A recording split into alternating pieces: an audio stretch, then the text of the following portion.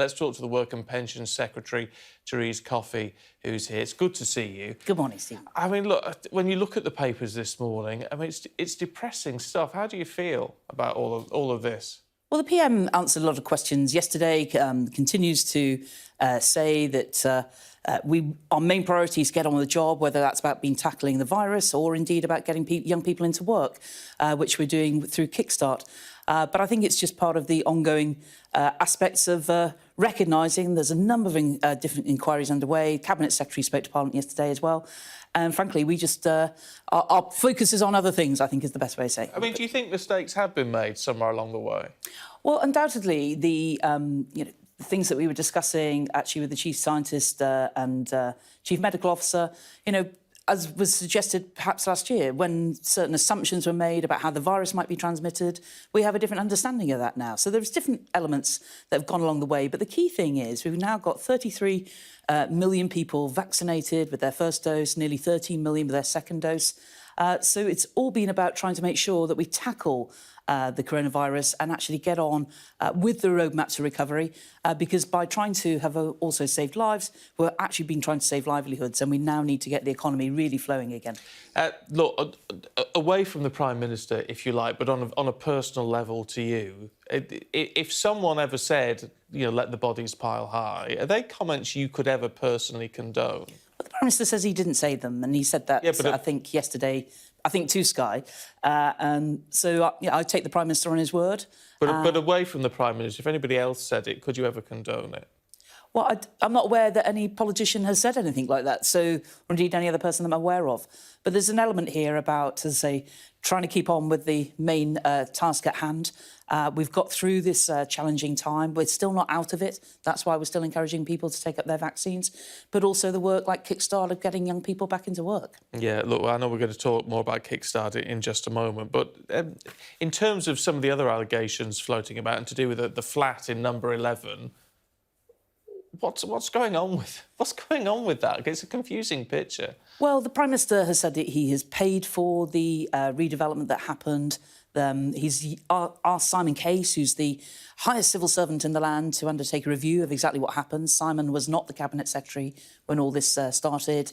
So it's important that Simon's been allowed to do that. And he said that he would share that with the Select Committee in Parliament. But the point is that I guess for a number of people, it's just while we're trying to make sure that we get through in tackling the virus and get people back into work, I don't think the majority of the British public are in any way interested about some wallpaper or sofas or something like that. So I do understand that we need to keep moving on, as it were, in terms of what's going to make a difference to people's lives in the years ahead. Yeah, I mean, Charles Walker, Deputy Chair of the 1922 Committee, said last night,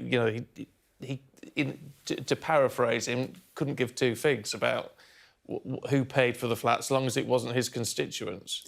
Well, I think it's important that the Prime Minister will make the declarations in the usual way. These sorts of things often get tidied up in something called the annual accounts, which get published by departments every year.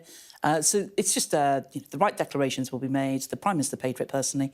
And meantime, he's out leading the government in trying to get back on the roadmap to recovery. And I think we're making good progress on that. Look, I mean, I know, to this point, all these allegations have been denied. But, I mean, do you accept there is a growing perception of sleaze? I mean, there's a poll in I think it's the Eye this morning, saying that, public opinion is shifting. I mean, this is the damage, isn't it? Whether or not any allegations are true, the perception seems to be sticking.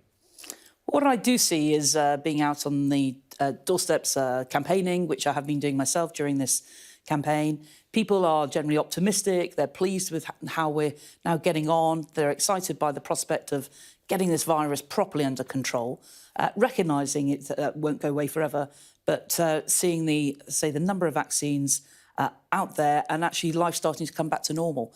So it's about...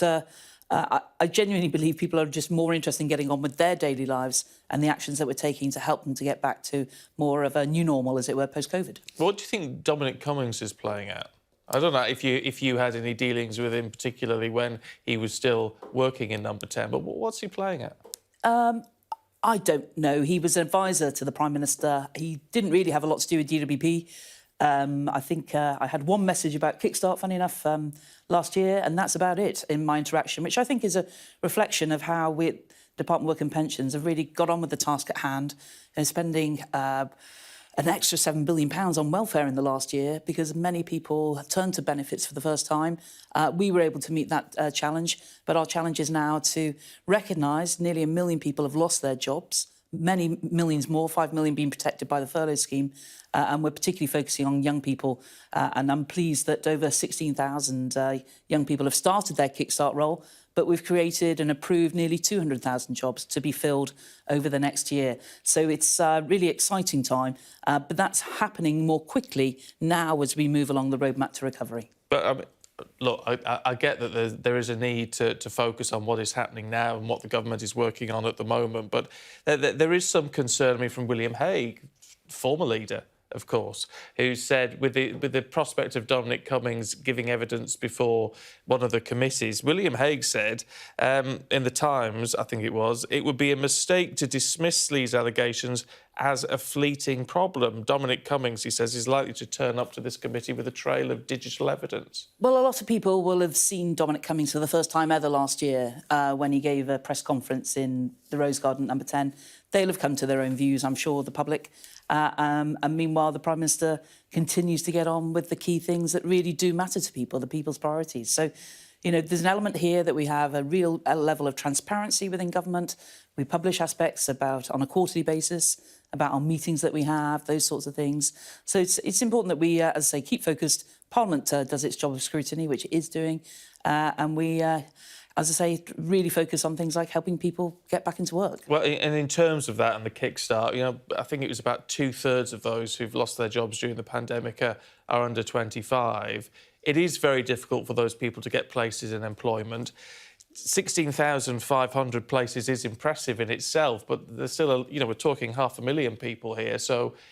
You're absolutely right, Stephen. We've got to get people back up and running quickly, haven't we? You're absolutely right, Stephen. And I'm conscious, with aspects of the lockdown, it was proving challenging to get some of these jobs kind of underway. But we've seen a real uptick in the number of employers opening their doors, getting young people in, giving that sort of training, that job experience. Later today, I'm going to a leading retailer, again, to look at how they've taken on nearly 300 people, and they're going to be learning a variety of tasks and experiencing opportunities during their time with the retailer. So, you know, we are trying to provide opportunities for people so they get that first foot on the ladder of getting back into work. Well, what's the appeal to employers for this as you try and get more people into this scheme as businesses reopen? Well, Kickstart in particular is actually the flagship scheme of our Plan for Jobs more broadly, where we're trying to help people of all ages.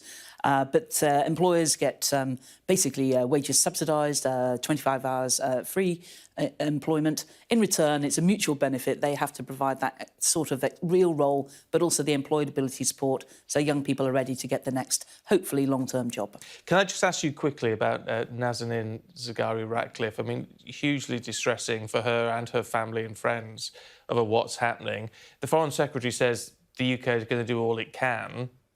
What can we do? What options are on the table? Well, I think that we just keep making representations in the standard diplomatic way.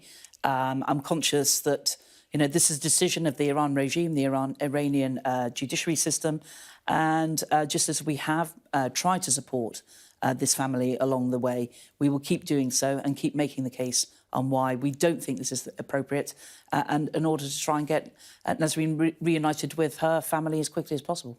Therese Coffey, it's good to see you this morning. Thank you.